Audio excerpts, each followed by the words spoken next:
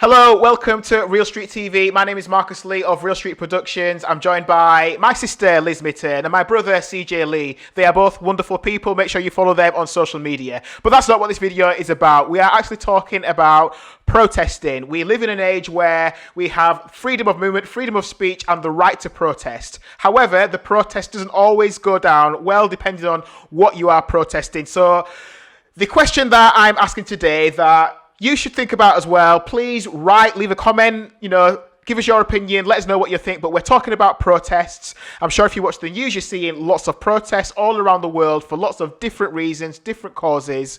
But are we struggling as a society? Have we reached a point where freedom of speech actually makes us feel uncomfortable? When one person says one thing, do we feel awkward because they've said that? Is protesting a good thing? Is freedom of speech a good thing? Is being uncomfortable a good thing? Is feeling awkward a good thing? Do you feel awkward right now?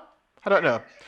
CJ, kick us off. I don't feel awkward right now. I think protesting is a good thing. I think over the course of human history, protests have generally led us to really big paradigm shifting, culturally shifting our way of thinking. What is conventional, what we now perceive as conventional wisdom used to be the absolute opposite of what everybody thought was okay. So I think protesting is absolutely critical to moving us forwards, and by its very nature it should be uncomfortable. It should make you think twice about what you just accept as normal or proper.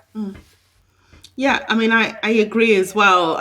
Slightly different things, I think. Obviously freedom of speech is important, provided that freedom of speech doesn't impinge on someone else's rights.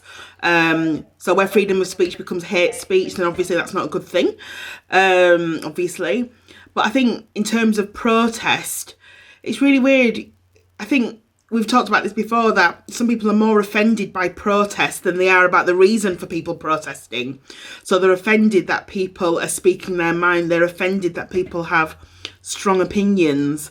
But if anything, I feel we should be protesting more. I don't know if you agree, but I just think there are some things that we should all be protesting more about. I think we only protest when something affects us, because it's hard to say, but people are pretty selfish. We only protest when something affects us, or if it affects someone close to us. So I suppose it's a case. Do you disagree with that? Yeah, I do actually, because I think there are some things that let's talk about low-level protest, like signing a petition. But I know that sometimes I will do that about something I care about that actually has no direct impact on me, but it does impact me in a way because it affects who I am as a human being. So I think it's really important to actually look out. Anybody involved in civil rights, back in the day, there weren't just black people involved in civil rights. There were white people as well who had to say to themselves, what kind of society do I want to live in? So that's the view that I take at the minute. And there are lots of things. The amount of times that I've signed things or expressed thoughts on things that are not even in this country, that are in America in particular. But I think this affects us all globally, how we perceive each other. And, I was reading an article, sorry for going on, but I was reading an article the other day about voting rights in America and how many people don't actually vote, not because they're not interested, but because it's so complex. And some of the laws that were put in place decades ago to prevent certain groups of people from voting are still operating now. Now that makes me feel angry. That's something that we should protest about, even though it doesn't actually impact me in my life in England at the moment. I agree with you, Liz. I think, that I'm not saying all 7 billion people are selfish, but a lot of us are selfish. If it doesn't massively impact me, how passionate am I about it? So here's a really honest example. I'm sure we've all looked at those adverts on television where they talk about an issue where children are struggling in the third world. We see cases where children's bones are protruding, or where people have an illness. We have compassion and we can watch that and we think that's really sad that goes on. Sometimes, though, some of us might actually change the channel because it's actually quite hard to watch. And, I was just watching a nice comedy TV show. So, it's not that I don't care or it's not that I'm heartless, but it doesn't massively affect me as much. Yeah. But, if I've got a friend or if I know someone who's then been to that place or I know someone who's been affected by it, that's when we get involved. I've been fortunate enough that I've never gone through cancer. I know we're going off a tiny bit of a tangent here. So, my knowledge of cancer isn't great. I can guarantee that if I did get cancer or one of my family members got cancer, I would start doing all the research in the world. I would start giving money to the cancer trusts that are out there. That's when you start getting involved. So it's not that I'm selfish and I don't care, but it's when things start to affect us that we start to take an interest. But I don't want us to get too far off topic because I think, I think what we're really thinking about is protesting, like, putting on your shoes and your socks, getting in your car or public transport or walking, and whether it's holding up a banner, whether it's shouting, it's about trying to wake people up and challenge the perceived norms or the accepted cultural practices within any community.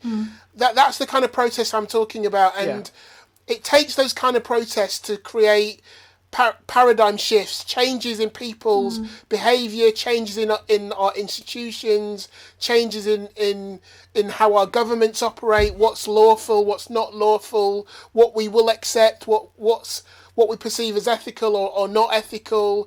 And obviously I think about when I've recently seen protests, whether it's been in China, whether it's been in America, whether it's been in the UK, there's always a backlash, and often the backlash is from the news outlets. Sometimes it's from the government, sometimes it's from the police. Right now in the midst of a pandemic, public health have got an opinion. And I understand all of those people have a right to challenge whether it's the right time to protest.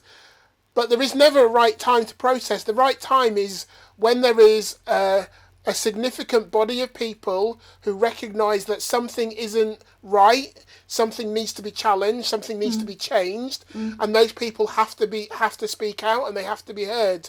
What makes it difficult sometimes within any particular society is when those protests go from people protesting quietly or peacefully, and then it morphs, it expands into violent protests, clashes with police, damage of property, looting. That's what makes people doubly uncomfortable. So you're uncomfortable because of the issue that's been forced in front of you, but you're then made doubly uncomfortable, and you're almost given a get out of jail free card, because you can say, well, protesting is bad because it always leads to people fighting the police and someone gets killed and a police man or woman gets harmed, or an innocent shop gets attacked. And I think that's what's made protests seem really antiquated as a way of solving our problems and evolving as a kind of society. But that doesn't change the fact that protests actually do work, and they are a necessary part of our evolution. Yeah. I think it's all really important. I think the physical protest is important. I think that makes a really strong statement. It's a strong visual statement, and that really counts as well. But I think, where you put your money, showing that compassion, actually where you invest yourself, your energy, your conversation, keeping your eyes on the TV channel, all of that stuff helps to counter negativity, helps to bring about change. So I think it's all important, whether you're writing on a petition, giving money to a charity or an organisation, or literally standing on the street with a placard. I think all of these are different forms. They all hit different parts, but all those things together, are what makes protest and activism successful.